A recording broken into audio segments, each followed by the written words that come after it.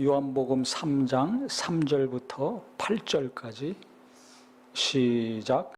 예수께서 대답하여 이르시되 진실로 진실로 내게 이르노니 사람이 거듭나지 아니하면 하나님의 나라를 볼 수 없느니라. 니고데모가 이르되 사람이 늙으면 어떻게 날 수 있사옵나이까? 두 번째 모태에 들어갔다가 날 수 있사옵나이까? 예수께서 대답하시되 진실로 진실로 내게 이르노니 사람이 물과 성령으로 나지 아니하면 하나님의 나라에 들어갈 수 없느니라. 육으로 난 것은 육이요 영으로 난 것은 영이니 내가 내게 거듭나야 하겠다 하는 말을 놀랍게 여기지 말라. 바람이 임의로 불매 내가 그 소리는 들어도 어디서 와서 어디로 가는지 알지 못하나니 성령으로 난 사람도 다 그러하니라. 아멘. 예수님이 니고데모와 대화하시는데 사람이 거듭나야 된다는 것을 말씀하셨어요. 육체는 모태로부터 태어납니다. 하지만 육체 안에 있는 영혼은 예수님을 믿고서 다시 태어나야 됩니다. 왜냐하면 그 영이 아담의 죄 때문에, 원죄 때문에 죽었기 때문에 그래요. 이 죽은 영이, 하나님의 생명이 없는 영이 다시 살아나려면, 하나님의 생명이 다시 들어오려면 예수님을 믿어야 됩니다. 왜냐하면 예수님이 죄를 해결하셨기 때문에 그렇습니다. 죄 때문에 죽은 영은 죄가 해결돼야 다시 살아날 수 있습니다. 그래서 우리가 왜 예수 믿는지를 잘 알아야 돼요. 죄 없이 안 받고 영이 다시 생명을 얻어야 되기 때문에 예수 믿어야 되는 겁니다. 착하게 살고 선을 행하고 정의롭게 살고 다 좋은 거지만 그거 행한다고 영이 구원받지 못합니다. 인간적으로 자꾸 생각하니까 하나님 믿는 것, 예수 믿는 것이 흔들립니다. 그래서 유럽이 저렇게 기독교가 무너진 거예요. 자꾸 사람 중심적으로 가니까. 르네상스 이후에 인본주의가 발달이 됐습니다. 그러니까 신에 대해서 부정하는 거예요. 영혼에 대해서 부정합니다. 인정하더라도 꼭 예수 믿어야 되는가? 다른 것을 통해서도 구원이 있다고 생각합니다. 대단히 너그럽고 넓은 마음인 것 같지만 아닙니다. 천하 만민에게 구원받을 만한 다른 이름을 주신 일이 없다고 성경에 말하고 있어요. 만약에 누군가가 구원에 이르게 한다면 그 사람 다시 죽었다가 살아나야 됩니다. 죄가 없어야지 영혼이 삽니다. 죽었다가 다시 살아난 자 있지만 다시 또 죽었습니다. 살아난 다음에 영혼이 죽지 않은 분은 예수 그리스도 한 분밖에 없습니다. 그래서 예수만이 우리를 살려주실 구세주가 되는 거예요. 예수만이 죄를 없이 하시고 영혼의 생명을 주실 수 있는 겁니다. 이걸 우리가 잘 알고 믿어야 됩니다. 잘못 생각하면요, 인본주의로 빠지고 혼란에 빠지고 예수 믿는 믿음이 흔들립니다. 신학교에서도 그렇게 가르치는 사람이 있었어요. 불교에도 구원이 있다고 가르치는 사람이 있었어요. 거듭나지 않았기 때문에 그렇습니다. 성령으로 거듭나야 돼요. 물과 성령으로 거듭나야 된다고 말씀하셨어요. 거듭나야 된다니까 그럼 다시 모태로 들어갔다 나와야 됩니까? 육체만 생각하니까 그런 거예요. 내가 어머니 태로부터 나왔는데 그럼 다시 들어갔다 나와야 되나? 그것이 아니라 영이 살아야 된다는 거예요. 예수 믿고 침례받고 성령으로 거듭나야지 되는 것입니다. 성령으로만이 예수를 주로 시인할 수 있어요. 성령으로만이 예수가 하나님의 아들이시고 죽었다가 다시 사신 분임을 알 수가 있습니다. 다른 것으로는 이게 되지 않아요. 그러니까 우리가 성령에 대해서 많이 들었지만 성령이 진짜 역사하셔서 예수를 확실히 믿고 예수를 믿는다는 것은 예수를 체험하는 겁니다. 예수를 체험하는 것은 뭡니까? 눈으로 보고 손으로 만진 것처럼 예수를 만나는 겁니다. 예수의 피를 내가 힘입어서 내 죄가 해결이 되고 예수께서 나 때문에 십자가에서 죽으셔서 완전히 숨이 끊어지셨고 예수께서 죄가 없는 하나님의 아들이기 때문에 다시 사망 권세를 깨트리고 부활하셨다는 것을 눈으로 보고 손으로 만진 자들보다 더 확실하게 체험하고 믿는 것을 말합니다. 이 체험이 없다면, 이 믿음이 없다면 안심하고 살 수가 없습니다. 그렇기 때문에 우리 성도들은 성령으로 예수를 확실히 체험해야 돼요. 성령으로 하나님을 확실히 체험해야 됩니다. 성경 말씀도 마찬가지입니다. 말씀을 성령으로 체험하지 않으면 믿을 수가 없습니다. 무슨 일이 있으면 맨날 벌벌벌 떨고 걱정하고 근심하는 사람들이 있습니다. 왜 그렇습니까? 성령으로 말씀을 체험하지 않아서 그래요. 눈으로 보고 귀로만 듣고 입으로만 말했지 실제 속에서 체험하지 않으면 그렇게 됩니다. 말씀이 없으니까 맨날 떠는 거예요. 예수를 체험했으면 예수 믿고 구원받는다는 것은 의심하지 않겠죠. 아니 근데 똑같은 말씀인데 왜 다른 말씀은 믿지 못합니까? 왜 날마다 의심합니까? 그러니까 벌벌벌 떨고 근심하고 염려하고 사는 거 아닙니까? 어떤 사람 제가 가만히 보면 이 사람은 걱정의 은사가 있어요. 염려의 은사가 있어. 불안의 은사가 있는 것처럼 느껴집니다. 왜? 아니 그냥 가만히 있으면 그냥 끝날 일인데 그거 조금 어려움 생겼다고 그냥 쩔쩔쩔 맵니다. 무슨 조그만 일만 있으면 가만히 있질 못합니다. 본인만 괴롭겠어요? 옆에 있는 사람도 괴롭히지? 마음에 가득 찬 게 입으로 나오니까 자꾸 부정적인 말, 근심하는 말, 걱정, 염려, 근심하는 말만 자꾸 쏟아내니 그 가족들이 어떻게 되겠어요? 그 주변 사람들이 어떻게 되겠어요? 그거 버티고 정상적으로 살면 대단한 겁니다. 그 왜 그렇습니까? 성경 말씀을 성령으로 기록된 이 말씀을 성령으로 체험해야 이게 믿음이 되는데 깊이 뿌리가 내려서 의심이 안 되는데 눈으로만 본 거예요. 귀로만 들은 거예요. 아니 몇십 년 다니더라도 말씀이 믿어지질 않아. 자기는 믿음 좋은 것 같지만 믿음이 없으니까 떨고 있는 거 아닙니까?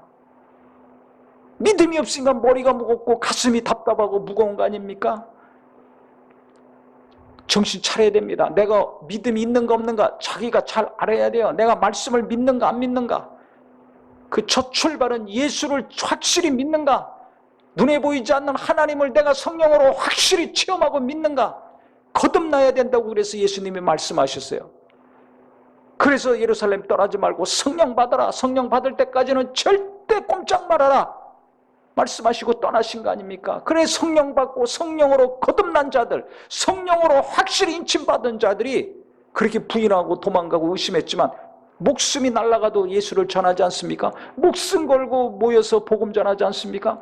박해가 몰아치는데도 나가서 길거리에서 예수를 외치고 이적과 능력을 행했지 않습니까?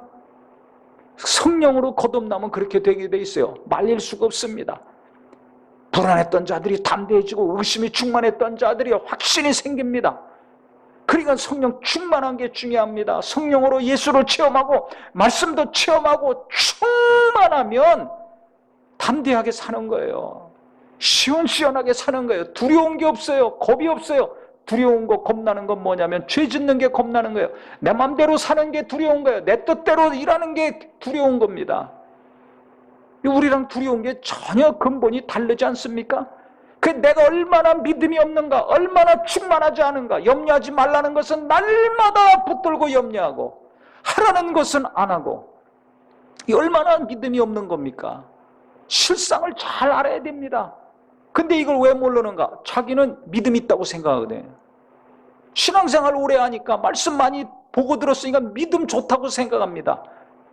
믿음이 좋으면 불안해하지 않습니다. 근심해하지 않습니다. 그러니까 자기를 잘 알아야 돼요. 사람들 볼 때도 잘 보셔야 돼요. 이 사람 믿음이 있는가 없는가. 믿음 있는 사람은 버티고 견디고 응답도 받고 해결 받습니다. 하나님이 가만히 계시겠습니까? 근데 믿음이 없는 사람은 애가 날마다 엄마한테 보채듯이 무슨 조그만 일만 있으면 그냥 어려워하고 보챕니다. 가만히 있지를 못해요. 기도해주고 은혜를 받고 도움을 주고 하나님이 함께 하신다는 것 체험했으면 하나님을 믿어야 될 거 아닙니까? 그때뿐이에요. 그때뿐이에요. 스스로 그래서 말씀을 묵상하라고 제가 계속 강조합니다. 성령이 감동하신 말씀, 체험한 말씀이라면 그거 붙들고 묵상해야 됩니다. 그 말씀이 내게 계속 뿌리 내리도록 붙들어야 됩니다. 근데 이게 안 되니까 스쳐 지나가고 아무것도 없이 텅텅 비어 있으니까 무슨 일만 조금 생기면 땅이 꺼지고 하늘이 무너지는 것 같은 거예요. 다른 건 못하더라도 성령이 감동하신 말씀 그건 묵상해야 됩니다. 그 목장에서도 그래서 말씀에 은혜 받은 거 나누라고 처음부터 하는 거예요. 다른 얘기할 거 없어요. 어떤 사람은 설교 요약하는 거, 그거 요약할 거 없어요. 내가 은혜 받은 말씀, 내가 깨달은 말씀, 내게 찔림 받은 말씀, 내가 감동받은 말씀, 강하건 약하건 그게 하나님이 내게 주신 말씀이니까 그거 붙들고 계속 묵상해야 됩니다. 일주일 내내 묵상해 보세요. 그것도 안 하는데 뭐 다른 거 뭐 할 필요가 있습니까? 그래서 교육 많이 받고 무슨 수료 많이 하고 훈련 많이 받았다는 사람들 보세요. 직분 이것저것 화려한 직분 받았다는 사람들 보세요. 그 속에 진짜 참 믿음이 있는가 없는가? 금방 우리가 알지 않습니까? 자기 자신을 자기가 알지 않습니까? 그러니까 과거에 어떻게 했던지 자꾸 그거 생각하고 건너뛰지 마시고 오늘 하나님이 내게 주시는 말씀, 요새 하나님이 내게 계속 주시는 감동하시는 말씀, 그 말씀 계속 붙들고 생각하고 묵상하고 그것이 기도 제목이요, 그것을 이루려고 고민하고 힘쓰고 노력하는 삶이 돼야 됩니다. 그런 사람들은 어떻게 사는가? 성경에 있는 것처럼 바람이 임의로 불면 내가 그 소리를 들어도 어디서 와서 어디로 가는지 알지 못하나니 성령으로 난 사람은 다 그러하니라 그랬어요. 앞날에 대해서 별 염려하지 않아요. 계획도 안 세워요. 미래에 대해서 계획을 세우고 뭐 나이 들어서 어떻게 하고 철저히 계획 세우고, 계획 세우는 거 좋지만은 그거 그대로 되지 않습니다. 성령을 의지해야 됩니다. 성령을 의지해야 돼요. 안디옥 교회에서 바나바가 목회하다가 바울을 불렀습니다. 그래서 같이 목회했습니다. 근데 주를 섬겨 금식할 때, 전교인이 금식하며 기도할 때 하나님이 어떻게 하셨어요? 바울과 바나바 선교사로 보내라 말씀하셨습니다. 아니, 자기들도 선교사로 갈 생각 전혀 없었어요. 교인들도 보낼 생각 없었어요. 갑자기 부흥하고 있는데 담임 목사 딴 데로 보내면 어떻게 됩니까? 그거 누가 좋아합니까? 다 그리하지 마옵소서 그러죠. 근데 보내라는 거예요. 그래서 기도한 다음에 순종해가지고 바울과 바나바가 그래서 선교사로 1차 선교여행을 갑니다. 안디옥 교회도 순종해서 교인들이 2사람 보냅니다. 요즘 같으면 그렇게 할겠어요? 교회가 막 부흥하는데 담임 목사가 떠나겠어요? 가라고 그래도 안 가지. 교인들이 보내겠어요? 다른 사람 보내시옵소서, 가시면 안 됩니다, 이렇게 나올 거 아닙니까? 이런 일이 얼마나 허다하겠습니까? 교회에서도 그런데 일상생활에는 말할 것도 없습니다. 그러니까 말로만 성령이 아니라 성령이 오늘 왼쪽으로 가라 그러면 가는 거예요. 아무리 일이 잘 되더라도 그거 그만두라 그러면 그만둬야 됩니다. 하기 싫더라도 하라 그러면 해야 됩니다. 근데 대부분 하고 싶은 거 하고 하기 싫은 거 안 합니다. 교회에서도 보면 조금만 부담되면 안 하려고 그럽니다. 능히 할 만한데도 거부합니다. 그 성령을 그렇게 거부하니 어떻게 합니까? 그 하나님이 그 사람 도우시겠어요? 그러면서 도와달라고 그래요. 아니, 정말 답답하죠. 성경에서는 내일 일 염려하지 말아라 하셨습니다. 근데 날마다 염려해. 그럼 이거 문제의식을 가져야 돼요. 나는 왜 이렇게 날마다 염려하나? 하나님이 앞길을 아시고 다 인도해 주신다고 했는데 왜 나는 그렇게 불안하고 걱정이 많은가? 믿음이 없는 거 아닙니까? 하나님은 안 믿어요. 이걸 아셔야 돼요. 그럼 믿음이 있으려면 어떻게 되는가? 하나님 말씀 묵상해야죠. 믿음을 달라고 기도해야죠. 돈만 달라고 하지 말고 건강만 달라고 하지 말고 믿음을 달라고 해야 됩니다. 그래야 건강할 때나 약할 때나 담대하게 살 수 있어요. 비천할 때나 풍부할 때나 일체의 비결을 배워가지고 살 수 있습니다. 바울이 어떻게 했기 때문에 그렇게 일을 많이 했습니까? 계속 돈이 많아가지고? 아니잖아요. 풍부에 처할 때도 있고 비천에 처할 때도 있어요. 배고플 때도 있고 배부를 때도 있었다고 그랬어요. 근데 나는 일체의 비결을 배웠다.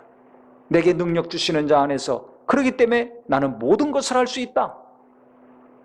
일체의 비결을 배웠기 때문에 가난할 때나 부할 때나 약할 때나 병들었을 때나 나는 계속 일할 수 있다는 거예요. 뭐든지 할 수 있다는 겁니다.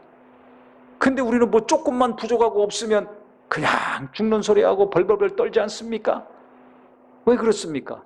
있을 때만 나의 하나님이에요. 없을 때는 너의 하나님이고, 건강할 때는 나의 하나님이고, 아플 때는 나의 하나님이 아니야. 너의 하나님이지. 어느 누구의 하나님이고.